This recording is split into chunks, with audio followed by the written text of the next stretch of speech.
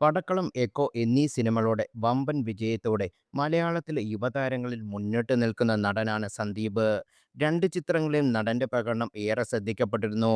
Cosmic Samson എന്ന സിനിമയിലാണ് നിലവിൽ സന്ദീപ് അഭിനയിച്ചുകൊണ്ടിരിക്കുന്നത്. ഇപ്പോഴത്തെ പ്രേമലു ടീമിനോടൊപ്പം നടൻ കൈകോർക്കാൻ ഒരുങ്ങുന്നു എന്ന റിപ്പോർട്ടുകളാണ് പുറത്തുവരുന്നത്. പ്രേമലുവിന്റെ തിരക്കഥാകൃത്തിൽ ഒരാളായ കിരൺ ജോഷി ആദ്യമായി സംവിധാനം ചെയ്യുന്ന സിനിമയിൽ സന്ദീപാണ് പ്രധാന വേഷത്തിൽ എത്തുന്നത്. നടനും തിരക്കഥാകൃത്തുമായ അനുരാജ് ഓബിയാണ് ഈ സിനിമയ്ക്കായി തിരക്കഥ ഒരുക്കുന്നത്. ഭാവന സ്റ്റുഡിയോസാണ് ഈ പ്രോജക്റ്റ് നിർമ്മിക്കുന്നത് എന്നാണ് റിപ്പോർട്ടുകൾ. പ്രേമലു പോലെ ഇത് ഒരു റൊമാന്റിക് കോമഡി സിനിമയാണോ എന്നാണ് എല്ലാവരും ഉറ്റുനോക്കുന്നത്. സന്ദീപ് പ്രദീപിനെ നായകനാക്കി വീക്കെൻഡ് ബ്ലോക്ക് ബസ്റ്റേഴ്സിന്റെ ബാനറിൽ സോഫിയ പോലും ഡി ഗ്രൂപ്പ് ബാനറിൽ മാനുവൽ ക്രൂസ് ഡാർവിനും ചേർന്ന് നിർമ്മിക്കുന്ന ചിത്രമാണ് കോസ്മിക് സാംസൺ. ജോൺ ലൂതർ എന്ന സിനിമയ്ക്ക് ശേഷം അഭിജിത്ത് ജോസഫ് രചിച്ച് സംവിധാനം ചെയ്ത ഈ ചിത്രത്തിന്റെ ഷൂട്ടിംഗ് ഇപ്പോൾ പുരോഗമിക്കുകയാണ്. മിന്നൽ മുരളി, ആഡി എക്സ്, മുന്തിരിവള്ളികൾ തളർക്കുമ്പോൾ, ബാംഗ്ലൂർ ഡേയ്സ് തുടങ്ങി ഒട്ടനവധി വമ്പൻ ഹിറ്റുകൾ സമ്മാനിച്ച നിർമ്മാണ കമ്പനിയാണ് സോഫിയ പോളന്റെ ഉടമസ്ഥയിലുള്ള വീക്കെൻഡ് ബ്ലോക്ക് ബസ്റ്റർ നിർമ്മിക്കുന്ന പത്താമത്തെ ചിത്രം കൂടിയാണിത്.